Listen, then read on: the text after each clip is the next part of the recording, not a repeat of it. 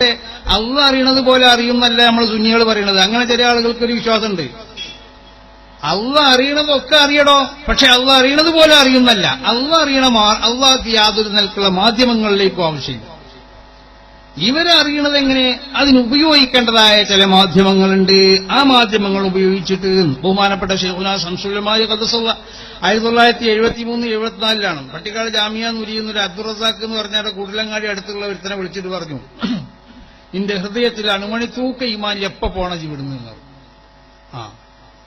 അന്ന് ഉസ്താദന്മാര് മുഴുവനും മൂപ്പരോട് പറഞ്ഞു ഇവൻ നല്ല കുട്ടിയാണ്. കോളേജ് കമ്മിറ്റിന്റെ ആളുകളൊക്കെ പറഞ്ഞു ഇവൻ നല്ല കുട്ടിയാണെന്ന്. അപ്പൊ അവരോടൊക്കെ പറഞ്ഞു നിങ്ങൾ വരികൊണ്ടിക്കോളൂ, ഇതിനുള്ളിൽ പറ്റൂല.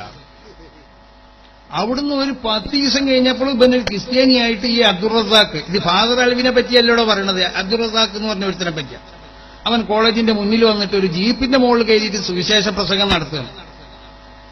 അപ്പൊ ഷെയ്ഖുനാനോട് പലരും ചെന്ന് പറഞ്ഞു ഷെയ്ഖുനെ പുറത്താക്കി അവൻ അതാ പിന്നെ ജീപ്പിന്റെ മേലെ കയറിയിട്ട് സുവിശേഷ പ്രസംഗം. അപ്പൊ ഷെയ്ഖുന പറഞ്ഞു എനിക്കടാ അന്നെ ഉറപ്പുള്ള, അതുകൊണ്ടല്ലേ അവന്റെ ഹൃദയത്തിൽ ഈമാനില്ല എന്ന് ഞാൻ പറഞ്ഞത്. അപ്പൊ ഹൃദയത്തിലേക്ക് നോക്കി ഹൃദയത്തിൽ ഈമാനില്ല എന്ന് പറയാനുള്ള അതിന്റെ ചില മാധ്യമങ്ങളുണ്ട്. ആ മാധ്യമങ്ങൾ കൈവശമുള്ളവരാണ് അല്ലാഹുവിന്റെ അമ്പിയാക്കന്മാർ, അല്ലാഹുവിന്റെ ഔലിയാക്കന്മാർ. അവരെങ്ങനെ അത് കൈവശപ്പെടുത്തി എന്ന് ചോദിച്ചാൽ അത് ദിക്റുകളെ കൊണ്ട് മാത്രമാണ്.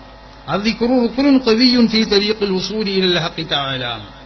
അല്ലാഹുവിലേക്ക് ചെന്നെത്തണോ? എന്താ ചെന്നെത്താന്ന് പറഞ്ഞാൽ ലൈസൽ മുറാദു ബിൽ വുസൂലി ഇലല്ലാഹി ഇത്തിസാല ദാത്തി ബിദ്ദാത്ത്. അല്ലാഹുവിലേക്ക് ചെന്നെത്താന്ന് പറഞ്ഞാൽ അന്റെ ശരീരവും അല്ലാഹുവിന്റെ വിശുദ്ധമായ ദാത്തും തമ്മിൽ എന്തല്ല ചേർന്ന് നിൽക്കാന്നല്ല, ഈ മരിച്ചു പോകാന്നുമല്ല. അല്ലാഹുവിലേക്ക് ചെന്നെത്തുക എന്ന് പറഞ്ഞാൽ ബലിൽ മുറാദു ബിഹി മുശാഹദത്തു അസ്റാരി റുബൂബിയ്യത്തി വ ഫൈളാനുൽ മആരിഫിൽ ഇലാഹിയ്യ.